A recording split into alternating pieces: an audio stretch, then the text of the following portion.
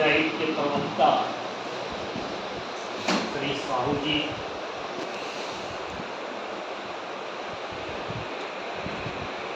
क्योंकि मैं भाषा के साथ साथ शिक्षा का भी विद्यार्थी रहा हूँ। 1993 से 96 तक बुंदेलखंड कॉलेज में बीएड डिपार्टमेंट में अध्यापन किया। फिर उसके बाद तो आगे चलता है। तो अगर दोनों ढंग से देखें, मैगजीन्स ऑफ टीचिंग्स आप लोग पढ़े होंगे, शिक्षण सूत्र, उसमें एक विधि है स्टोरी टेलिंग टेक्नोलॉजी, कि स्टोरी के माध्यम से आप किस प्रकार से शिक्षा। बहुत अच्छा लगा यहाँ आके।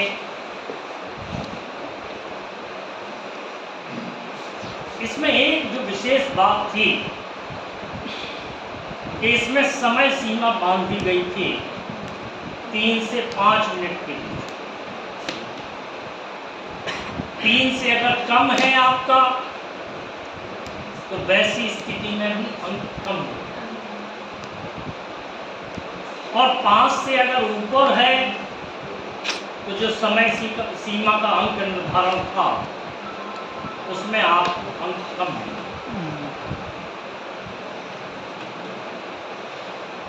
जो कहानी की एक विशेषता होती है, हिंदी साहित्य के जो विद्यार्थी हैं वो जानते हैं कथोपकथन क्या है, चरमोत्कर्ष क्या है और उसका परिहार क्या है। जो स्टोरी टेलिंग टेक्नोलॉजी होती है उसमें दोनों तरफ से बढ़ता है संवाद। गुप्त जी ने एक जगह लिखा है, दोनों ओर से प्रेम पलता है, नहीं एक ओर चले।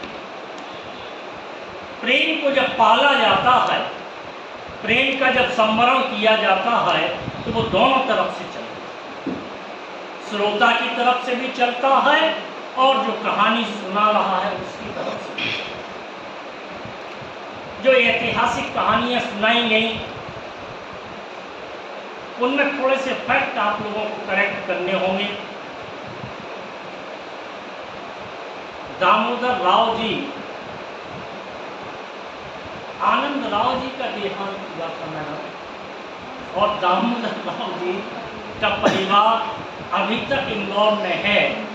और जब मैंने किले की 400वीं वर्षगांठ मनाई थी झांसी फोर्ट की 1913 में, आप लोगों को याद हो तो उस समय चंद्रेश कुमारी कटोच को बुलाया था। तो उन्होंने कहा कि हमारे जोधपुर में तो इतने किले हैं लेकिन वर्षगांठ हम लोग कभी नहीं मनाते, लेकिन आप झांसी वाले ऐसे हैं कि अपने दुर्ग की आपने वर्षगांठ। दूसरी चीज ये है कि जब स्टोरी आप बोलते हैं, कहानी प्रकट करते हैं, तो कहानी का कोई न कोई बात जो श्रोता है वो अनुभव कर जाए तो कहानी सुनाना सबसे बड़ी प्रामाणिकता है। आप जब कहानी पढ़ते हैं, आपने पढ़ा होगा चंद्रधर शर्मा गुलेरी को, उन्होंने एक ही कहानी लिखी, उसने कहा था, और एक ही कहानी से उन्हें क्या आकार मिल गया, क्या सम्मान मिल गया, क्या आधार मिल गया, वो आप सब लोग जानते हैं। तो कहानी में जो श्रोता है, वो श्रोता कौन है? आपका बच्चा है, क्लास में बैठा। आप देखिए कि अगर वो मेंटली माइग्रेट हो गया, उसका मानसिक रूप से पलायन हो गया, फिजिकली वो प्रेजेंट अगर क्लास में है और मानसिक रूप से माइग्रेट कर जाए, तो वैसी स्थिति में आप जो देना चाहते हैं वो दे नहीं पाएंगे, और जो वो लेना चाहता है वो आपसे ले नहीं पाएंगे। जो इसका मुख्य बिंदु है वो यही है कि आप में से बहुत टफ कंपटीशन रहा, मतलब 3-4 लोगों के एक से अंक आए हुए,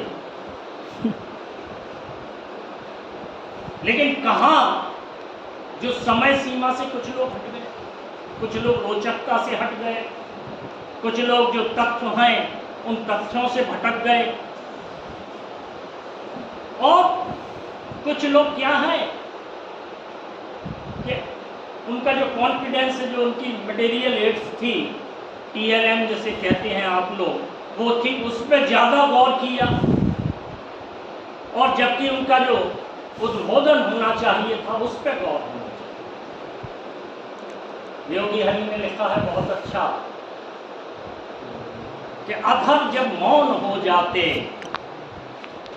हृदय को खोल दिया, जब हमारे होंठ बंद हो जाएं तो उसके बाद हमारे हृदय को खोलने का काम कौन करती है?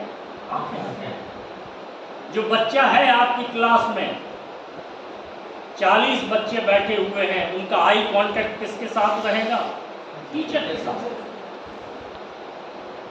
आप देखिए, टीचर के साथ उनका आई कांटेक्ट रहेगा, और आई कांटेक्ट अगर ब्रेक होता है, पहली रो में बैठा हुआ चिंटू अगर 6वीं रो में बैठे हुए पिंटू की शिकायत टीचर से कर रहा है, तो वो सारी एजुकेशन आपकी चैलेंज करता है।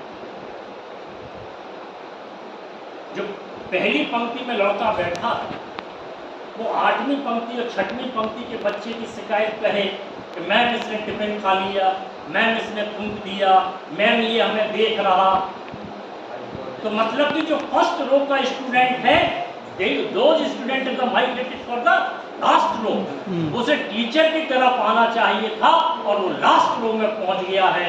लास्ट रो में उसकी एक्टिविटीज को वॉच कर रहा है, आपकी एक्टिविटीज को चुनौती पेश कर रहा है। कौन सा बच्चा? पहली रो में बैठा है, छोटा सा। वो क्या है कि कहीं ना कहीं हमारा जो भाषाई संवेदन है, वो भाषाई संवेदन कमजोर है, और भाषाई संवेदन कमजोर ही है।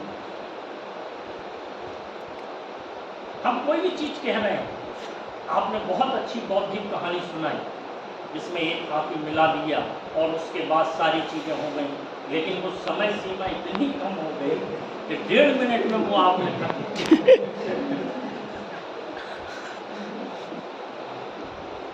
1.5 मिनट में खत्म हो गई। तो जो हमारी सीमांकन है 3 से 5, उस सीमांकन में हम कौन कौन सी चीजों को शामिल करें, क्योंकि देश काल को शामिल करना जरूरी है। जिस देश काल में वो चीज पल रही है, बढ़ रही है, आज जो देश काल है, 1947 को हमारा देश आजाद हुआ। आपने सुमन जी ने थोड़ा सा ऐतिहासिक तत्वों को और समाहित करना चाहिए। सर सिर्फ समय सीमा की नहीं, समय सीमा की वजह से तो ठीक है, आप समय एक्सीड कर रहे थे, ठीक है, लेकिन चंद्रशेखर आजाद का जन्म झाबुआ में हुआ। भावरा गांव था, झाबुआ में। नहीं, भावरा गांव है। हाँ, ठीक है, तो वो गांव कौन सा है? भावरा गांव है, और झाबुआ जिले में है। आज उसका नाम चंद्रशेखर आजाद नगर है। और जो जगरानी देवी जी को लेके आए थे, वो सदाशिवराव मलकापुर कर लेके आए थे झांसी। और आपको चूंकि झांसी का रिप्रेजेंटेशन जाके आप बाहर करेंगे, तो चंद्रशेखर आजाद ने झांसी में रह के क्या किया, इस चीज को उसमें समाहित होना, कि वो रामानंद ड्राइवर के रूप में रहे, पुलिस सुप्रिटेंडेंट की गाड़ियां चलाते रहे, और उसके बाद सातार में रहे, सोशलिस्ट रिपब्लिकन आर्मी बनी। कौन कौन लोग थे उनके साथ? डॉक्टर भगवान दास माहौर थे, सदाशिवराव मलकापुरकर थे, खलिया धारा नरेश खलक सिंह जूदेव थे, master Buddha Narayan. Actually master Buddha Narayan का क्या है कि मास्टर बुद्ध नारायण की यहाँ व्यायामशाला थी, और बैशंपायन जी जो वेस्ट बंगाल से आए थे, ये मुकरियाने में रहते थे, और बैशंपायन जी ने ही चंद्रशेखर आजाद को मिलवाया था किनसे? मास्टर बुद्ध नारायण जी से। और बुद्ध नारायण जी फोटोग्राफर थे, जो एक चित्र लिया गया साकार के तट पर बैठ के, जो वो मुंह चुमेट रहे हैं, वो चित्र मास्टर बुद्ध नारायण जी ने लिया था। और मास्टर बुद्ध नारायण जी की लड़की, आप ये कल्पना कीजिए कि वो डॉक्टर भगवान दास माहौर को ब्याही थी। उन्होंने अपनी लड़की की शादी किससे की? डॉक्टर भगवान दास माहौर से शादी की। भगवान दास माहौर हिंदी के एक सशक्त हस्ताक्षर, जिन्हें काशी विश्वविद्यालय से मानद उपाधि मिली, डीलिट उपाधि मिली, तब जब आचार्य रामचंद्र शुक्ल वहां के विभाग। तो झांसी का इतिहास बड़ा गौरवमय रहा है, और इन चीजों को भी अगर हम समाहित कर लें तो झांसी का एक जो बिंब, क्योंकि मैं भी चाहता हूं कि यहाँ से जो लोग जाएं निकल के, वो राज्य स्तर पर जाके ऐसा प्रतिनिधित्व कर दें कि वहाँ के लोगों को भी क्या लगे, ये लगे कि भाई ये कहानी का इनके रचनाकार, क्योंकि इसका जो कंपोजिशन हमने पढ़ा निर्णायक मंडल का, वो हमें समझ में नहीं आया, क्योंकि कंपोजिशन में क्या है, बहुत सारी चीज़ें, इसमें शिक्षा से जुड़े हुए लोगों को शामिल किया जाना चाहिए। और शिक्षा में किन लोगों को? जो इस विधा में माहिर हों कि भाई स्टोरी टेलिंग टेक्नोलॉजी होती क्या। आप देखिए, जो छोटा सा बच्चा है स्टोरी सुनते सुनते सो भी जाता है। मैडम ने वो कहानी सुनाई यहाँ की जराई की मटकी, तो इसमें आपके त्रिवेदी हुए हैं, अपने यहाँ डायरेक्टर भी गए हैं। उन्होंने जराई मट इन बंदोसागर एक लिखी है, बहुत अच्छी बुक लिखी है आपके त्रिवेदी जी ने, जो बाकी जाके फिर इलेक्शन कमीशन के चेयरमैन रहे, गुजरात के गवर्नर। तो प्रतिहार वंश कब था बच्चों को नहीं मालूम, चंदेल वंश का क्या क्रिएशन है नहीं मालूम। तो पहले हम उनकी आसपास की जो सराउंडिंग्स है, कि ये आप तालाब देख रहे हैं, ये तालाब बच्चे के आप देखा है, आपने अपने ये कुएं देखे हैं, ये देखे हैं, बावड़ी देखी हैं, तो उन सारी जो उस वंश परंपरा के चीजें हैं उनकी तरफ केंद्रित करना होगा, तब हम इस गूढ़ विषय पे आगे बढ़ सकते। ये जो चीज है पात्रों का चयन, आपने जो पात्रों का चयन किया मनीष पाठक जी, वो बली और वो अली, पात्रों के चयन को करते हुए हमें ये देखना होगा कि कहीं सांप्रदायिकता की तो इसमें वो नहीं आ रही। थोड़ा सा इन चीज़ों को हमें ख्याल करना होगा कि हमें वो चीज़ें देखनी होंगी कि भाई हम पात्रों का जब चयन कर रहे हैं तो वो पात्र उपहास का केंद्र तो नहीं बन जाए, क्योंकि हमारी क्लास में सारे बच्चे बैठे हुए हैं, जब हम कहानी का पाठन कर रहे हैं, पढ़ा रहे हैं, तो उसमें कहीं वो पात्र जो हमने चयनित किए हैं उन पात्रों का प्रतिबिंब कहीं ना कहीं बच्चों के ऊपर तो नहीं बन रहा। अगर उनके ऊपर बन रहा है तो वैसी स्थिति में हमें उन सारी चीज़ों से थोड़ा सा परहेज करना चाहिए। जो कहानी का सबसे प्रभावी चीज है, कब बच्चा आपके साथ, वो सब लगभग सभी जगह कहीं ना कहीं उन सारी चीजों को देखा नहीं। चरमोत्कर्ष, ये आप जो भी जाएं वहां पे, चरमोत्कर्ष कहानी की एक ऐसी ऊंचाई बन जाती है आते आते कि जिसके शिखर पर पहुंचकर श्रोता ये सोचने लगता है, पाठक ये सोचने लगता है अब क्या होगा। और अगर उसे हम साथ में लेके चलें कि अब क्या होगा, इस बिंब पर आकर अगर हमारा पाठक या श्रोता खड़ा हो जाए, तो वैसी स्थिति में हम एक सफल कहानीकार हैं और एक सफल उद्बोधनकार। तो चरमोत्कर्ष जो भी आप लोग जाएं, उसमें थोड़ा सा सुधार करें इस चीज का कि चरमोत्कर्ष उसमें डाला जाए, क्योंकि एक हाइपोथेसिस होती है, हर बच्चा एक परिकल्पना करता है और उस परिकल्पना के माध्यम पे वो देखता है कि हमारी ऑब्जेक्टिव एंडिंग हो रही है या सब्जेक्टिव एंडिंग हो रही है, हमारा कहानी का अंत सुखांत हो रहा है या दुखांत हो रहा है। मुल्कराज आनंद की एक कहानी थी लॉस्ट चाइल्ड। लॉस्ट चाइल्ड में बच्चा खो जाता है और उसके माँ बाप उसे मेले में छोड़ के आ जाते हैं। That time he is announcing, "Oh my mother, oh my father, where are you?" जिन माँ बाप ने उसे छोड़ा है, उन्हीं माँ बाप को वो ढूंढ रहा है। क्योंकि जो पाश्चात्य संस्कृति है, वो संस्कृति किस पर बनी है? शुभ कहा। सु माने अच्छी चीजें, खा माने निकालना। अगर हम अच्छी चीजें निकाल लेंगे तो हमारे अंदर क्या बचेंगी? बुरी चीजें बचेंगी। और भारतीय दर्शन जो है वो सुख दुख, दु माने बुरी चीजें अगर हम निकाल लेंगे तो हमारे अंदर क्या बचेंगे? अच्छी चीजें बचेंगी। तो भारतीय जो पाठक और श्रोता हैं, वो कहानी का सुखांत चाहते हैं, जिन्हें उन्हें मानसिक शांति। और भारतीय साहित्य के साथ बड़ा फरेब हुआ। आप देखिए, मिल्टन ने सोनेट्स लिखी हैं, अंधित, लेकिन उन्होंने सोनेट्स कहाँ की लिखी? 14 लाइन्स की। सोनेट्स जो होती है बैटलफील्ड में, मतलब युद्ध क्षेत्र की जो रचनाएं होती हैं, 14 लाइन वाली, वो 14 लाइन की होती हैं। और मिल्टन ने वो लिखी, वो ब्लाइंड। और सूरदास ने भी लिखा है, वो भी ब्लाइंड। इतने निर्विकार भाव से थे कि उन्होंने अखिल सम्राट, जो भारत का सम्राट था अकबर, उसने जब फतेहपुर सीकरी बुलाया तो उन्होंने लिख दिया, मोखों सीकरी सौंपा था। मुझे सीकरी से कोई काम ही नहीं है जब मैं वहां चला जाऊं। तो इतनी, और ये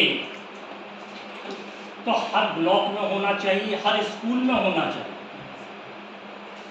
क्योंकि इससे कहीं ना कहीं जो छात्र हैं उनके अंदर एक लिखने की, एक सारी चीज़ों की क्षमता पैदा होती है।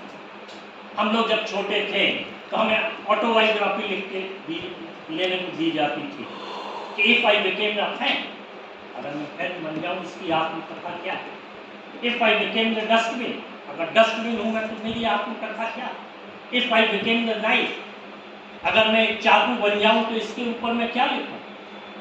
तो आप उस चरित्र को जीने लगेंगे, और जब जीने लगेंगे तो निश्चित रूप से आपका एक्सप्रेशन पावर कैसा हो जाएगा? बिल्डअप हो जाएगा। बहुत सी चीजें ऐसी होती हैं कि जिन्हें हम कहना चाहते हैं, कह नहीं पाते, जिन्हें हम सुनना चाहते, सुन नहीं पाते।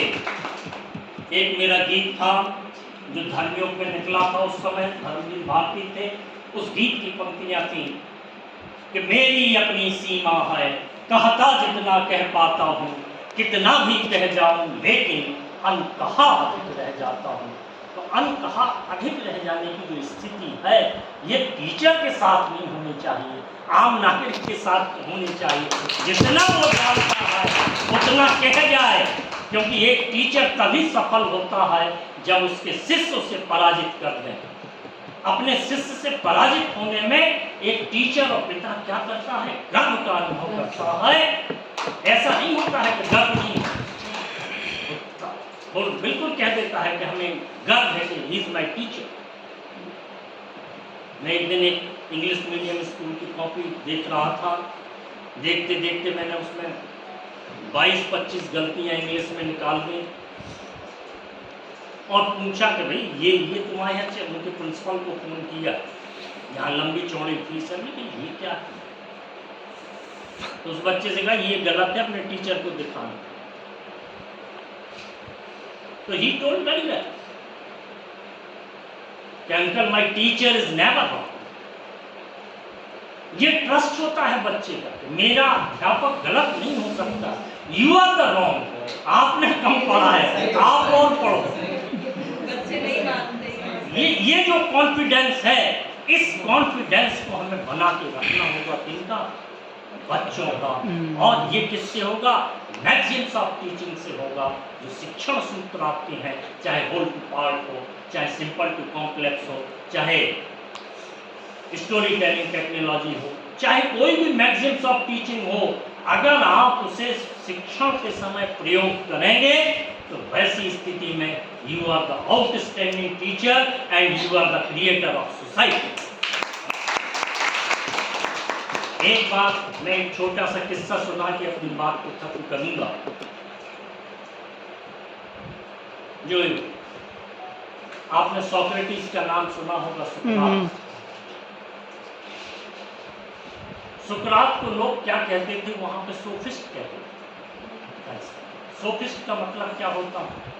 सोफिस्ट वो लोग कहलाते थे कि जो आपको इस चीज में प्रवीण कर दें कि अगर आप कहें कि साहब मद्यपान बहुत अच्छा है, तो वो कहेंगे कि हाँ, इतने तर्क वो आपको दे देंगे कि मद्यपान बहुत अच्छा है। थोड़ी देर बाद अगर आप पहुंचेंगे और उनसे पूछेंगे कि भाई मद्यपान बहुत खराब है, तो वो क्या कह देंगे?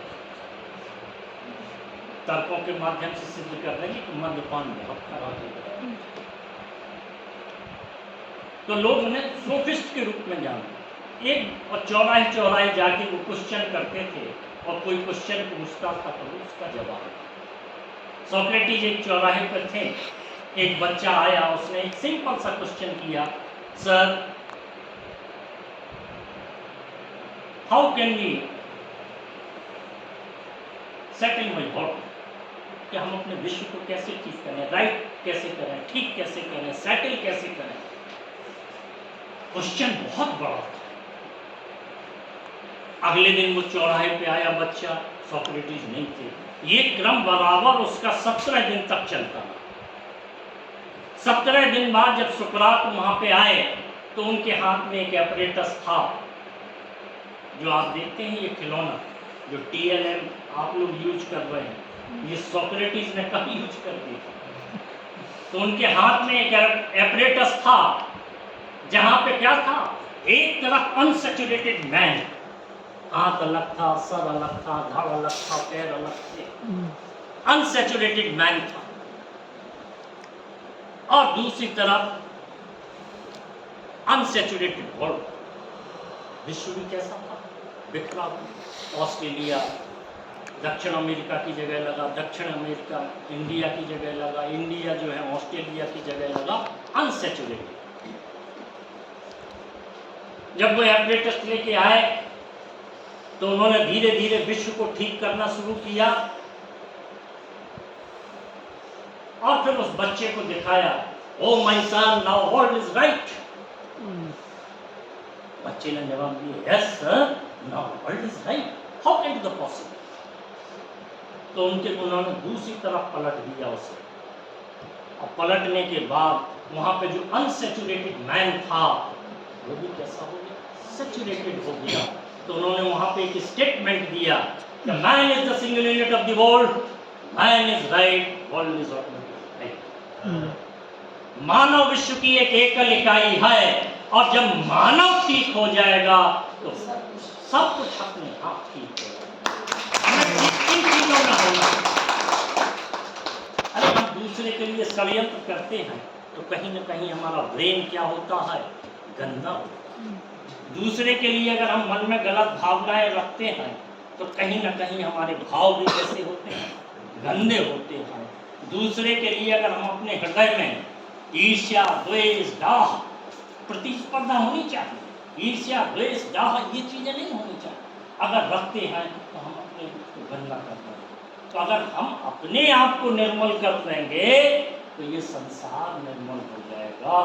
ये पाश्चात्य दार्शनिकों ने भी कहा है, और इंडियन राष्ट्र। आप देखिए Swami Vivekananda,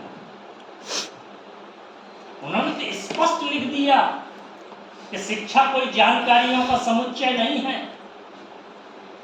education set theorem है, कोई जानकारियों का समुच्चय नहीं है जो हमारे दिमाग में भर दी गई है और यहाँ पर भरी भरी क्या रहे, सड़ती रहे।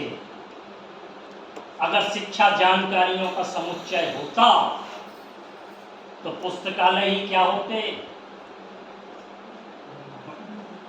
पुस्तकालय ही क्या होते, संत होते और विश्वकोशी सबसे बड़े ऋषि होते।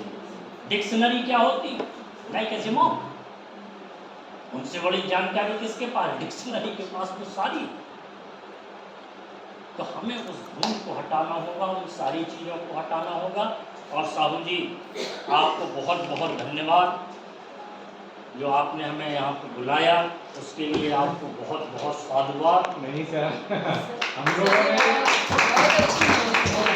सर आज हम लोगों ने आपको सुना, बहुत अच्छा अच्छा लगा, बहुत ही अच्छा लगा। और मैं बहुत बहुत धन्यवाद देना चाहूँगा सर को कि आज जो कहानी सुनाने की प्रतियोगिता थी वास्तविक रूप में आज सफल हुई है कि हमने इन बारीक बिंदुओं को, कहानी जो हमें जानकारी ही नहीं थी कि कहानी में भी भाई जानकारी ही नहीं थी, लेकिन आज वास्तव में लगा। और इसके लिए मैं पर्सनली और अपने सभी समूह, शिक्षक समूह की तरफ से बहुत बहुत धन्यवाद आपका देना चाहूँगा। और आपके मार्गदर्शन में हम लोगों ने बहुत कुछ सीखा और बहुत आनंद का लाभ भी उठाया। बहुत प्रभावी, बहुत प्रभावी। सच में हाँ। सर मतलब आदरणीय सर, मुझे राज्य स्तर पर जाने का मौका मिला है कहानी में और विजेता बनने का गौरव भी मिला है। वहाँ भी कहानियों पर चर्चा होती है SCRT के प्रवक्ताओं द्वारा और निदेशक के द्वारा, लेकिन सर जो आज मुझे मिला, मुझे लगता है वो कभी नहीं मिला। बिल्कुल जो मतलब हम लोग सभी यहाँ पर अपना प्रेजेंटेशन देने आए, लेकिन मुझे लगता है किसी को नहीं लग रहा होगा कि हम जीते। लेकिन जो हमारे अंदर कमियाँ थी वो निश्चित रूप से उनका प्रयोग हम स्कूल में करें, बच्चों के बीच करें और कहानी में करें। और मैं सर बताना चाहता हूँ जो चंद्रशेखर आजाद पर